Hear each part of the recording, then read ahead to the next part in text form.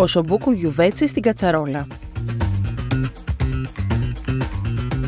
Υλικά για 4 άτομα. 4 οσομπούκο σε μέτριο μέγεθος.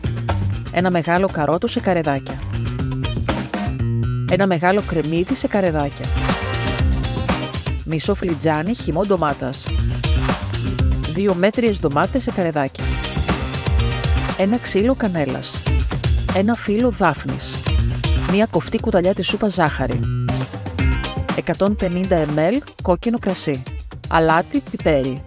80 ml ελαιόλαδο. Πλένετε και σκουπίζετε καλά τα κομμάτια του κρέατος. Τους ρίχνετε αλάτι και πιπέρι.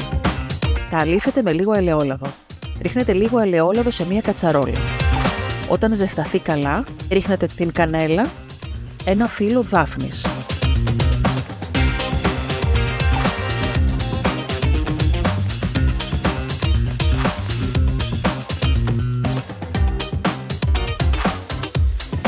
Βάζετε μέσα τα κομμάτια του κρέατος.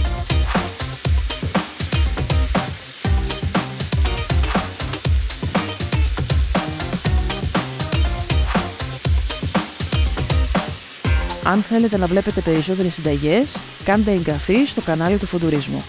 Γράψτε μας στα σχόλια τις εντυπώσεις ή τις συμβουλές σας. Τα ροδίζετε καλά και από τις 2 πλευρές.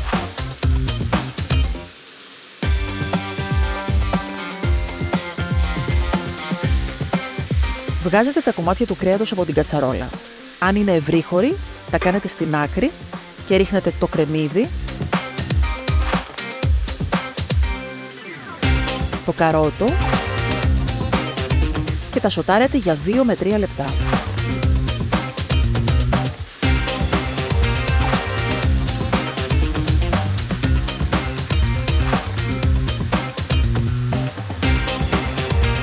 Σβήνετε με το κρασί και αφήνετε 1-2 λεπτά μέχρι να εξατμιστεί το αλκοόλ. Στη συνέχεια προσθέτετε το χυμό,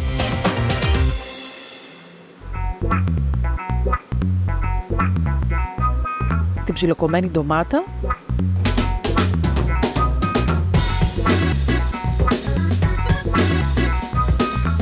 μία κοφτή κουταλιά της σούπας ζάχαρη. Χαμηλώνετε την ένταση της φωτιάς και αφήνετε το φαγητό να μαγειρευτεί για τουλάχιστον 2 ώρες ή μέχρι το κρέας να γίνει τρυφερό. Προσθέτετε και ένα ποτήρι χλιαρό νερό. Όταν δείτε ότι το οσομπούκο είναι έτοιμο, βγάζετε τα κομμάτια από την κατσαρόλα. Τα διατηρείτε ζεστά σε μία πιατέλα.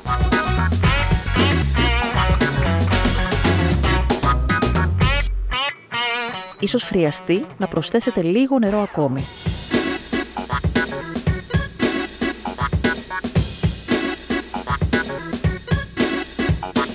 «400 γραμμάρια κρυθαράκι μέτριο». Ρίχνετε το κρυθαράκι στην κατσαρόλα με τη σάλτσα. Ανακατεύετε καλά και αφήνετε να μαγειρευτεί για 12 με 15 λεπτά.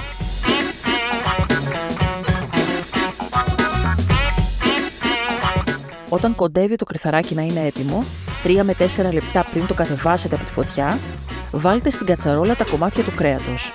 Τελειώστε έτσι το μαγείρεμα. Αν σας άρεσε το βίντεο κάντε like και αν θέλετε να βλέπετε περισσότερες συνταγές, κάντε εγγραφή στο κανάλι του Φουντουρισμού. Γράψτε μας στα σχόλια τις εντυπώσεις ή τις συμβουλές σας.